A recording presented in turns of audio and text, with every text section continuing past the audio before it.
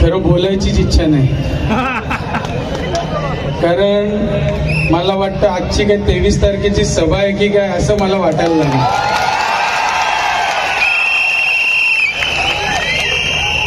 सर्व थोर पुरुषांना नतमस्तक होतो. आदरणीय दिभा पाटील साहेब, आदरणीय प्रभाकर पाटील साहेब, आदरणीय दत्तूशेठ पाटील साहेब तात्या, आदरणीय वाजेकर साहेब, आदरणीय शंकरशेठ पाटील यांना देखील नतमस्तक होतो, अभिवादन करतो. आणि आज हिंदू हृदय सम्राट स्वर्गीय बाळासाहेब ठाकरे यांच्या स्मृतिदिनानिमित्त त्यांना देखील अभिवादन करतो. आताच शेतकरी कामगार पक्षाचे सरचिटणीस भाई जयंत पाटील साहेबांनी, जयंत भाईंनी मला टायगर भूमिका दिली, टायगर उपमा दिली. भाई एकच सांगतो, पनवेल उरण खालापूरमध्ये अभी शेतकरी कामगार पक्ष जिंदा है और टायगर भी जिंदा है. हे मला काय जास्त हे असे वाक्य जमत नाही, कारण आपण ग्राउंड लेवलचे कार्यकर्ते आहोत. परंतु बाईंनी पण असं कधीतरी बोलल्यावर आपली पण छाती भरून येते, म्हणून बोललो. भाई असताय, एकदा जोरदार टाळ्या सगळ्या स्टेजवरच्या नेत्यांसाठी झाल्या पाहिजे. कारण शेतकरी कामगार पक्ष म्हणजे कष्ट करणारा पक्ष, ही एक व्याख्या आहे. शेतकरी कामगार पक्ष म्हणजे कार्यशाळा. इथे हे कार्यकर्ते याच्यातूनच नेता बनतो, स्टेजवर येतो.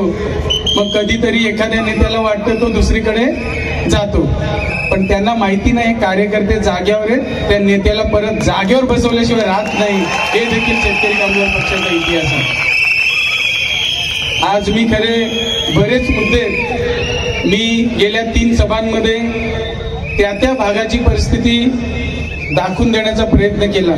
या भागात तर एवढे प्रश्न आहेत की मी काय बोलू, परंतु आता माझ्याकडे 10 मिनिटं आहेत. मी मोजके तुम्हाला सांगतो की हे जे आता विद्यमान आमदार आणि होऊन गेलेले आमदार, या दोघांबद्दल आज बोलावं लागेल.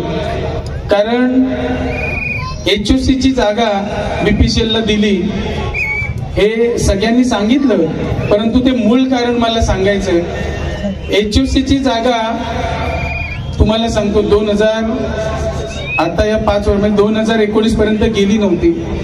ही कोणामुळे गेली नव्हती BPCL ला माहिती आहे? शेतकरी कामगार पक्षाचे आमदार विवेक पाटील साहेबांमुळे गेली नव्हती. आणि हे आताचे व्यापारी आमदार कोण कोण काय दलाल म्हणतोय, काय म्हणतोय, जे काय आहे ते आहे, पण हे या 5 वर्षात घडलं. भाई HOC मध्ये 2,500 ते 3,000 कामगार होते आणि आता सध्या BPCL मध्ये 250 ते 300 कामगार आहेत. बरोबर आहे का? म्हणजे 10% आलं. आणि या 250 ते 300 मध्ये आपल्या भागातले, या खालापूर पनवेल उरण भागातले किती? फक्त 14 जण आहेत. म्हणजे किती पर्सेंटेज आले? 0.23% आले. म्हणजे असे आपल्याला देशोधडीला लावणारे आमदार मला कळतच नाही, हे चुकून कसे काय निवडून दिलेत मला काय कळलंच नाही.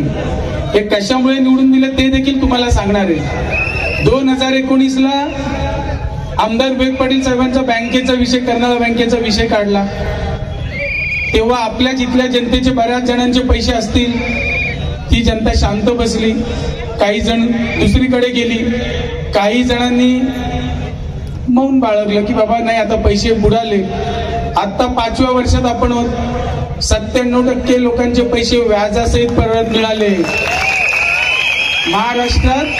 महाराष्ट्रात एकमेव बँक अशी आहे की जिचे पैसे परत मिळाले, परंतु तेव्हाची वेळ निघून गेली. आमदार साहेब थोडक्या मतांनी पडले. मग तुम्हाला सांगतो आता नवीन विषय काढलाय. माझ्या वडिलांवर, जयंत मंत्री साहेबांवर, भाऊंवर गुन्हा दाखल केलाय, फ्रॉडचा गुन्हा. 72 वर्षात फ्रॉडचा गुन्हा पहिल्यांदा पडलाय.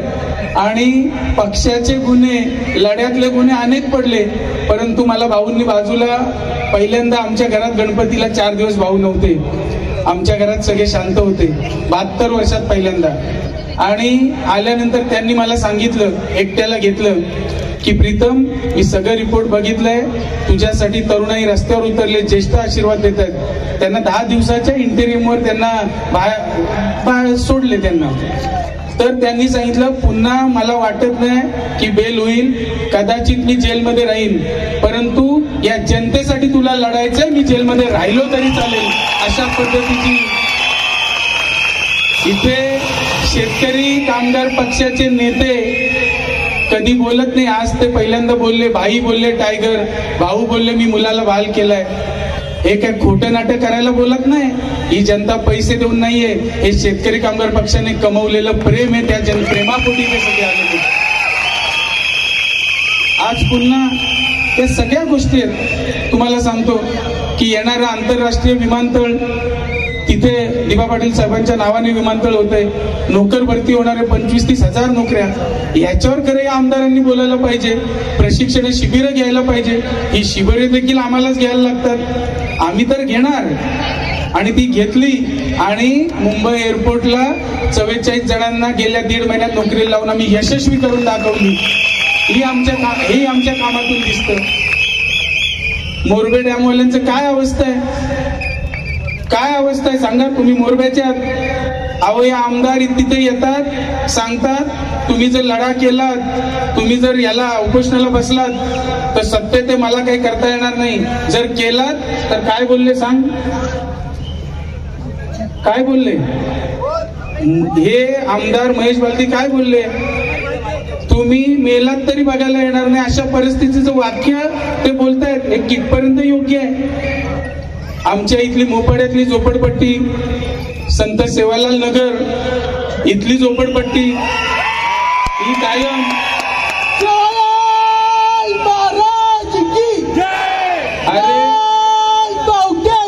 तुम्हाला सांगतो शेका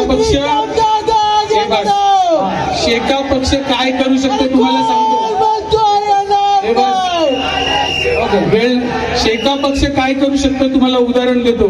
पनवेल नगरपालिकेत माझेच वडील जेम मातेसाहेब नगराध्यक्ष होते. त्यांनी या झोपडपट्टीवासियांना नगरसेवक केलं आणि झोपडपट्टीचा पूर्ण प्लॅन दाखवायला राजस्थानला घेऊन गेले. आमदार विवेक पाटील साहेब, भाऊ आणि बाळाराम पाटील साहेब, आणि पनवेलला त्यांनी एक मॉडेल बनवलं आणि झोपडपट्टी पुनर्वसनाचं काम त्यांनी पूर्ण केलं. असे नेते लागतात ज्यांच्याकडे विजन आहे, ज्यांच्याकडे काम करण्याची इच्छाशक्ती आहे. यांची इच्छाशक्ती कुठे, जागा. आता तुम्हीच सांगा. तरुण वर्ग माझी उत्तर द्यायला आहे माझ्यासोबत. तुम्हाला सांगतो ज्या परिस्थितीत आणि या पडत्या काळात तुम्ही तरुण वर्ग, तरुणी माझ्या सोबत आहात ना, तुम्हाला सांगतो एकदा शिटी जोरात वाजली ना, तुमच्या सांगतो की तुम्हाला या अशाच शिट्ट्यानंतर वाजत राहतील. आणि तरुण वर्ग, बाई मला सांगावं लागेल की छोटी मुलं पण, भाऊ सांगावं लागेल की छोटी मुलं पण त्याच परिस्थितीत माझ्या रोज सोबत येतात, फोटो काढतात. एक जण परवा भेटला, त्याचं नाव विराज, इथे उरणमध्ये रॅली होती, आला शाळेचं परवाच्या दिवशी. मी बोललो अरे तू शाळेत गेला नाहीस? तो म्हणे दादा मी तुझ्यासाठी सुट्टी घेतली. आता याला प्रचारातलं काय कळतंय, परंतु ही लहान मुलं पण आज शिट्ट्यांचा आवाज येतोय, कुठेतरी त्यांना पण कळतंय की हा शेतकरी कामगार पक्षाचा कार्यकर्ता, एक तरुण कार्यकर्ता आता पुढे चाललाय. त्यांना पण कळायला लागले ते आज माझ्यासाठी सगळे हजर आहेत. एकदा जोरदार टाळ्या या चिमुकल्यांसाठी झाल्या पाहिजे. किती काय काय करायचं, हे किती दलाली करायचं. चावणे आणि गुळसुंदा परिसरात वॉटरची स्कीम काय झालं, यांच्या त्या वचननाम्यामध्ये सगळं वचननामाच वाचतोय मी. हे वचननामे आणलेत पत्रकार बंधू, हे बघा हे वचननामे त्यांचेच. हे काय काय करतात, किती खोटं लिहितात. कर्नाळा अभयारण्यामध्ये थिएटर, नंतर तिथे काय ऍडव्हेंचर पार्क, वॉटरफॉल बनवणार होते त्यांच्या गेल्या वेळच्या 2019च्या वचननाम्यामध्ये. अरे कशाला खोटं बोलता. आता खोटं बोलून बोलून माझ्या आदिवासी बांधव त्यांची इज्जत काढली, आपल्या आगरी कोळी मराठी बांधवांची इज्जत काढली. आता तुम्ही किती पैसे वाटा, ही जनताना तुम्हाला धडा शिकवल्याशिवाय राहणार नाही, हे तुम्हाला मी सांगतो. तुमच्याकडे किती पैसे आहेत ना ही जनताच बघेल. आणि आता मला खरोखर तुम्हाला मनातून सांगतो, मला काळजी करण्याचं कारण नाही, कारण माझी निवडणूक आता तरुणांनी हातात घेतले, त्यामुळे मला काही काळजी करण्याचं कारण नाही.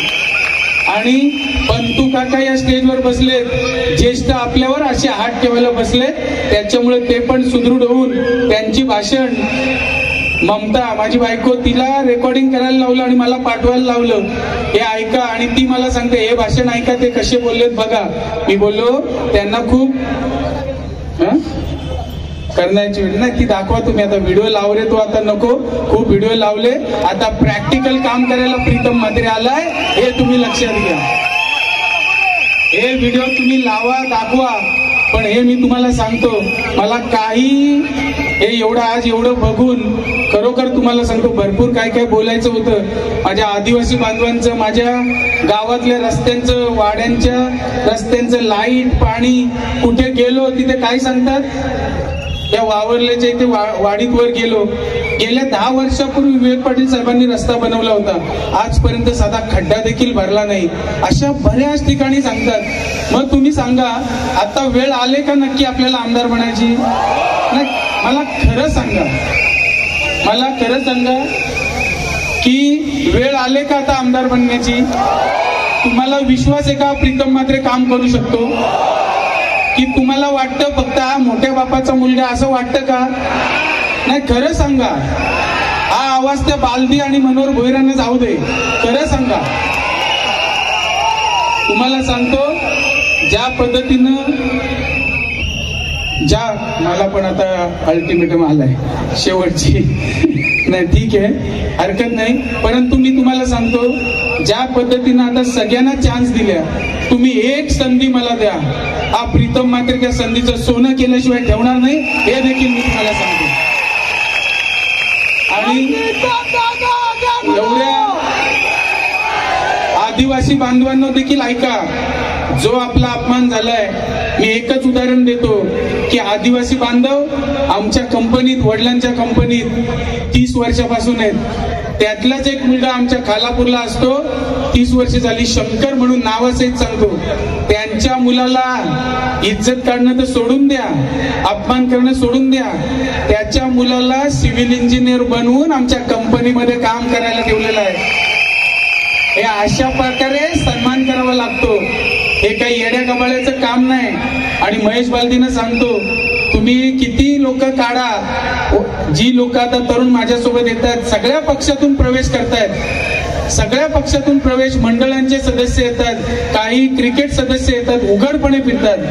त्यातल्या सोनारी गावच्या 3-4 महेश बालदींनी काढलं, ते आले म्हणून, ते आले. मग मी महेश बालदींनाच डायरेक्ट चॅलेंज केलं. महेश बालदीनं सांगितलं, तुमच्या धमक आहे ना तेवढे तुम्ही काढा, हा प्रीतम म्हात्रे त्याहून एक जास्त लावून दाखवेल, त्या दिवशीच लावून दाखवेल, एवढं सांगितलं. अरे हे आम्ही कुठे कमिशन खायला मला आमदार नाही व्हायचंय, मला कुठे काय करायला आमदार नाही, काय गाडीवर शिक्का लावायला आमदार नाही बनायचंय. कंपनीत 5000 लोक काम करतात, 47 वर्ष कंपनीला झालेत. हा दांडगा अनुभव माझ्या वडिलांपासून आम्ही शिकतोय. त्यामुळे कसे कुटुंब चालवायचे, कसे कुटुंबांना आधार द्यायचं हे आम्हाला माहिती आहे. तुमच्याकडे किती कामाला आहेत सांगा? अहो तुम्ही कामाला असलेले काढले, तुम्ही काय आम्हाला शिकवणार कोणाला काय करायचं? त्यामुळे मला वाटतं एवढंच, तुर्तास बास. ज्या पद्धतीनं आज तुम्ही सगळे राहिलात, येत्या 3 दिवस अजून बाकी आहेत. 20 तारखेला आपण नक्की बॅलेट मशीनवर, ईव्हीएम मशीनवर 6 नंबरला प्रीतम JM म्हात्रे हे नाव असणार आहे, त्याच्या पुढे शिट्टी निशाणी असणार आहे. आपण या शिट्टीच्या पुढचं बटन दाबायचंय आणि जोरात शिट्टी 23 तारखेला वाजवायचे, एवढंच सांगतो. आणि मला वाटतं आपण ज्या आशेने आणि ज्या माझ्यावर अपेक्षेने आपण आलात, त्या अपेक्षांचा प्रीतम म्हात्रे कधीच भंग होऊन देणार नाही, एवढंच सांगतो आणि थांबतो. जय